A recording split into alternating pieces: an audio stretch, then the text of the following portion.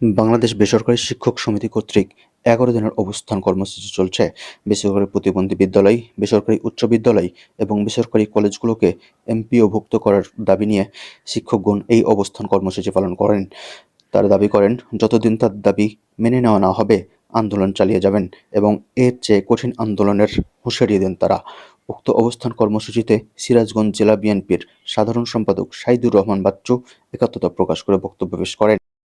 11 দিন ব্যাপী যে কর্মসূচি পালন করছে, আমি এই তাদের ন্যায্য দাবির সঙ্গে একাত্মতা ঘোষণা করছি।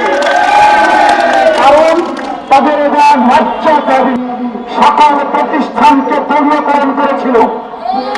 সকল প্রতিষ্ঠানকে, স্কুল, কলেজ, মসজিদ, মাদ্রাসা, পুলিশ, র্যাব, আইন বিভাগ, বিচার বিভাগ সকল প্রতিষ্ঠানকে দলীয়করণ করেছিল এবং তাদের ইচ্ছা মতো সকল কিছু করেছে।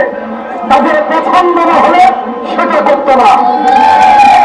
আমি আজকে বলতে চাই, এই যে জাতীয় পালন করা, এই সরকার অনেক উন্নয়নের কথা বলেছে, আমাদেরকে জিম্মি করে, আমাদেরকে বন্দুক রেখে হাজার হাজার কোটি টাকা বিদেশ থেকে ঋণ নিয়ে এসেছে এই উন্নয়নের নাম করে।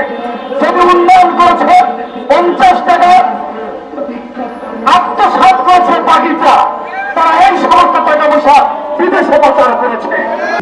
এছাড়াও বক্তব্য রাখেন শিক্ষক সমিতির আহ্বায়ক এবং অন্যান্য শিক্ষকবৃন্দ। সরকার মুক্ত যদি আমাদের এই বিষয়টার কোন সুরাহা না করে, তাহলে এই শিক্ষক সমাজ আর শান্ত পরিবেশে থাকবে না। নানান স্লোগানে মুখরিত হয়ে ওঠে জাতীয় প্রেস ক্লাব এলাকা।